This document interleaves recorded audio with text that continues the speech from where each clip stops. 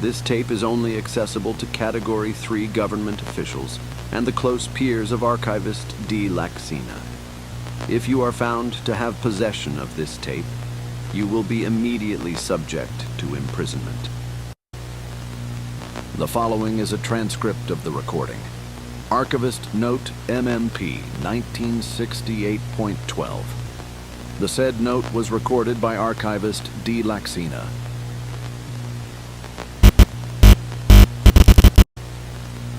I'm exhausted.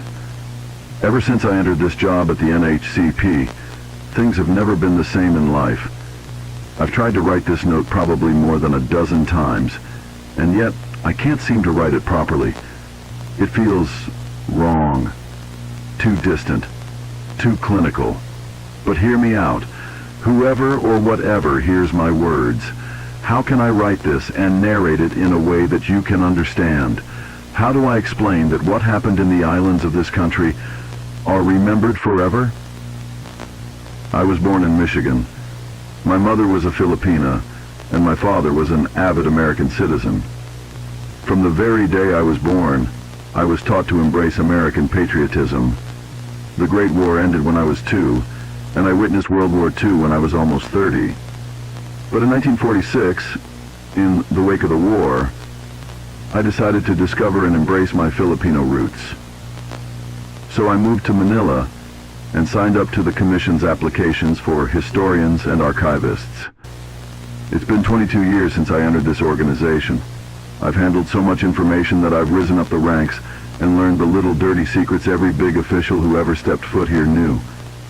But for the first time in my life, I was given the complete authority to investigate on newly uncovered Philippine paranormality.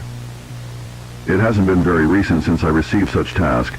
In reality, it's been 12 years since I've begun managing this. From the very beginning, anyone could say that I've gone mad. Yes, I've seen many things and uncovered hidden things that anyone could say is fake. But hell, even President Lopez cannot deny whatever I would speak of. I've chased traces of said stories about moving statues, bleeding monuments, shadows being casted by virtually nothing at all. I have carried the weight of knowing that whatever's happening around here is no longer new. These islands remember everyone who's ever stepped on them, and today, it gradually but surely awakens from its dormancy. Many good friends of mine, colleagues who have been so dedicated to this invaluable mission, have died for this knowledge. Good people, my dear listener, they fade, and we are told not to ask about them or their whereabouts. But I cannot stop. Not anymore. Because the more that I continue the digging, the more that I fiddle around, the more that I cannot forget this hideous reality. These islands want us to find out. It is waking up, my dear listener. I've been asked to shut this all down, to quit the investigation, burn the files, forget it. But I will not. I will let everyone see it, even if my very life is at risk.